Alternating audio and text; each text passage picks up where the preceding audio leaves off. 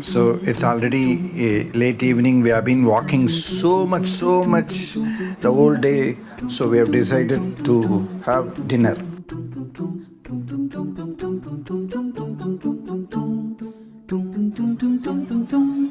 So it's about 6:30 in the evening. So we have decided to have a dinner at the restaurant Dishum. Dishum is a decent restaurant, but it's a very busy restaurant. It's fully crowded. I have not seen much restaurants like that. The food is just above average.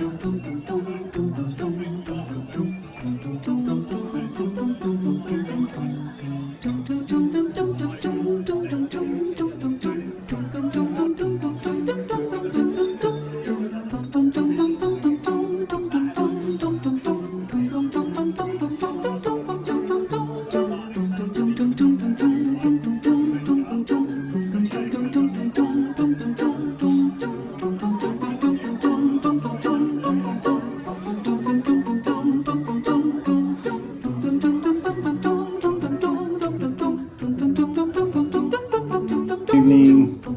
So continuing our journey, I'm actually going to the Covent Garden. Covent Garden is a district in London on the eastern fringes of the West End. It's between the St. Martin's Lane and the Drury Lane. It actually is associated with the former fruit and vegetable market in the central square. Now it has changed, it has become a popular shopping and tourist spot. So, as I told you, the Covent Garden lies just north of the Strand in London's West End. So, it was foremost flower, fruit and vegetable market for 300 years. And its open air but covered market is still hugely attractive today. They say that this was a trading spot as early as Saxon time, that is around 6th century. So, wireless, that remaining the same much about this popular spot. Let's see what all. What was Covent Garden originally used for? Like so many English words, the term we use is not, it started like the area of Covent Garden originally belonged to the Benedicts of Westminster, who maintained a kitchen garden there. Yes, Covent Garden was the veggie patch for the monks of Westminster Abbey. It was their convent garden. Over time, its name evolved from Convent Garden to Covent Garden. So we ordered some food, some rotis, naans and other things, some rice. And then subsequently, we started going to the Covent Garden. So there are many things to see in Covent Garden, so we'll go there. Thank you. Covent Garden created, it was somewhere around King Henry VIII decided the dissolution of the English monasteries in 1536. He seized this land. In 1552, his son King Edward VI handed over the land to John Russell, the first Earl of Bedford. The land, which stretched from the Strand to Long Acre, sat doing very little for a while. Fast forward a century to 1630, and then Francis Russell, the fourth Earl of Bedford, decided to build a house for himself in Covent Garden on the northern side of the Strand.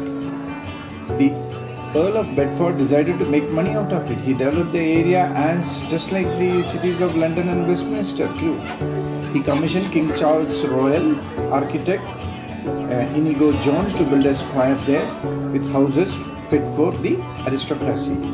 The piazza or the residential square was an Italian style and the first of its kind in London. Oh my gosh, it did start something, because today the London has hundreds of squares like that. The square is to London what canals are to Venice. Venice has got many canals like that. There's a lot of squares in London. So after thought, Francis Russell asked Inigo Jones to put up a church, but don't make it any better than a barn. So he agreed he should have a better barn in London. So he created the St. Paul's Church on the western end of the Covent Garden Piazza. The construction of the piazza is seen as the origins of Covent Garden. So, what is Covent Garden? It's an entertainment area. Entertained the 18th century gentry. Two theatres were built in this area. The first one was the Theatre Royal on the Drury Lane, and second is the Royal Opera on the Bow Street. Covent Garden has been synonymous with entertainment before that. Diarist Samuel Pepys wrote in 1662 about seeing his first Punch and Judy show in this neoclassical portico of St. Paul's Church. The puppet shows were held regularly to entertain the market sellers, children, and are thought to be the first of their kind in Britain.